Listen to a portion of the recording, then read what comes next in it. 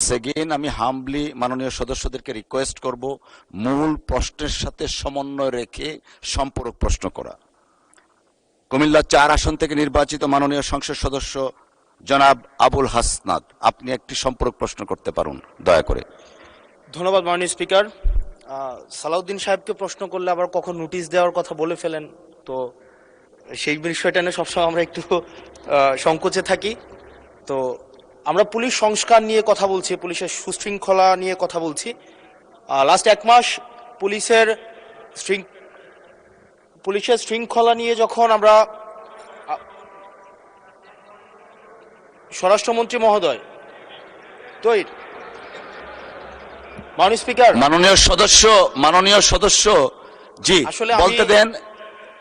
মাননীয় সদস্য let me handle. মাননীয় সদস্য, আমাদের পার্লামেন্টারি প্রসিডিউরে আমরা যাই। মাননীয় স্পিকার, আমরা যখন পুলিশ সংস্কার নিয়ে কথা বলছি,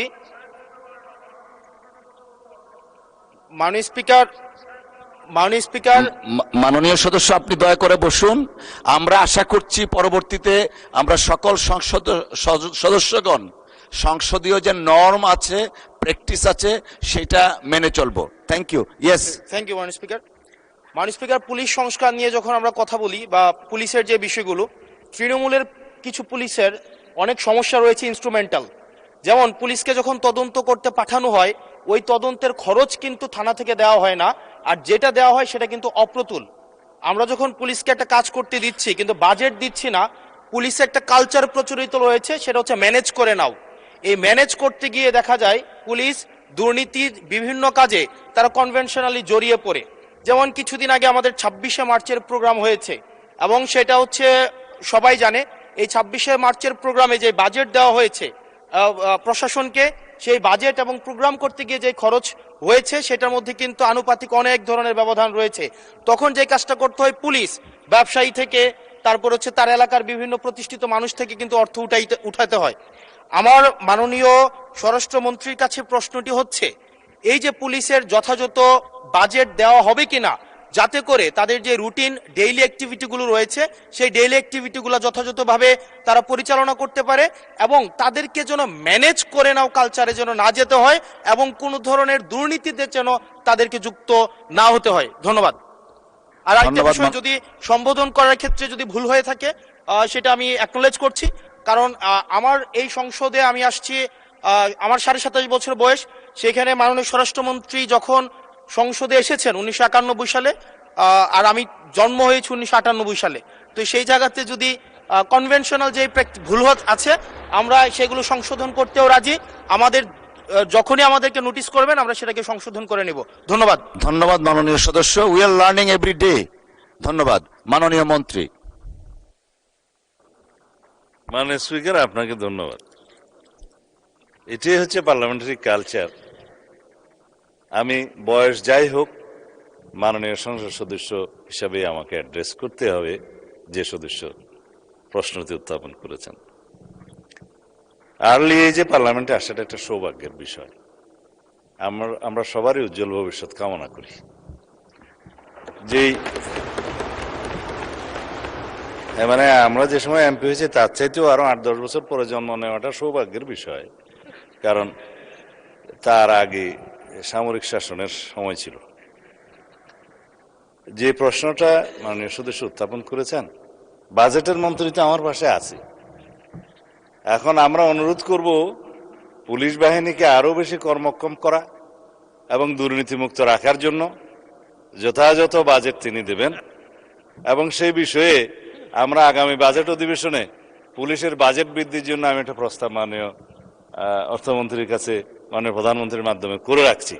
এটা সত্য কথা যে পুলিশের যে পরিমাণ রিসোর্স দরকার, যে পরিমাণ বাজেট দরকার, সেই পরিমাণ আমাদের অর্থনীতি সহ্য করতে পারে না বলেই হয়তো আমরা দিতে পারি না।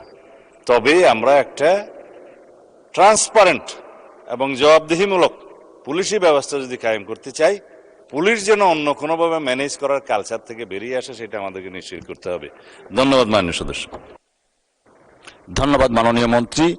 আমরা এই প্রসঙ্গে আরেকটা সম্পূরক প্রশ্ন নিচ্ছি। ব্রাহ্মণবাড়িয়া 2 আসন থেকে নির্বাচিত মাননীয় সংসদ সদস্য রুমিন ফারহানা। কে অসংখ্য ধন্যবাদ। মাননীয় স্পিকার, ব্রুট মেজরিটি সবসময় বিপজ্জনক।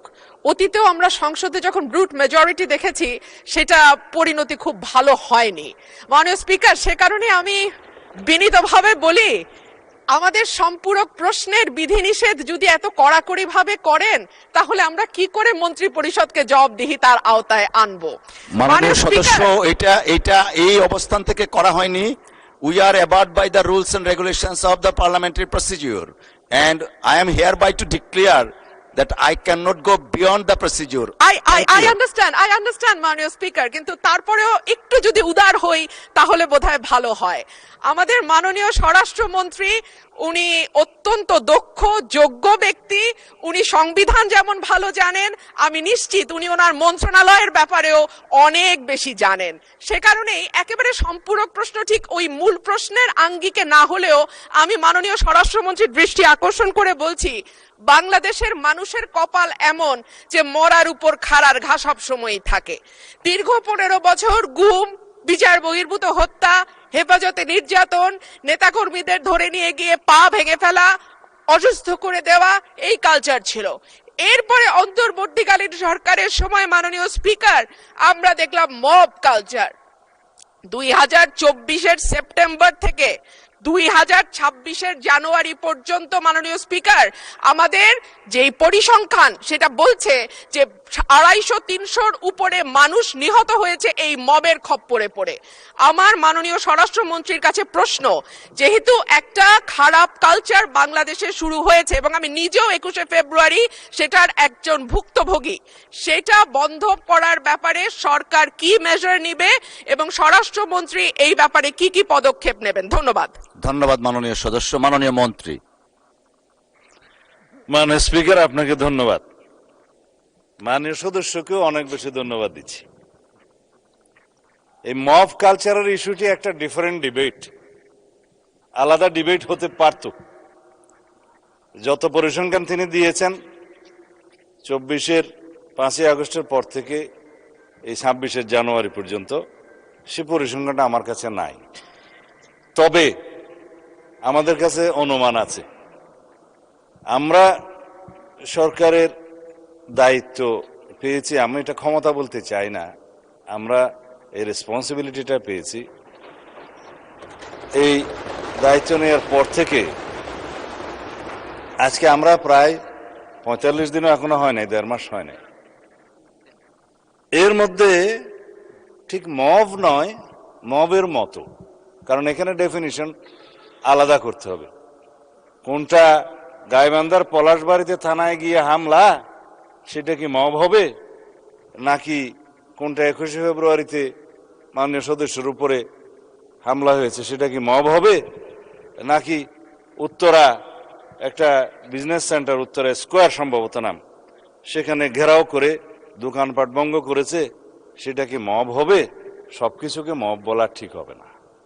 কিছু আছে সংগঠিত পরিকল্পিত অপরাধ, তার বিরুদ্ধে মামলা হয় এবং সেটা তদন্ত হয়, গ্রেফতার হয় এবং বিচারের জন্য সুপর্দ করা হয়।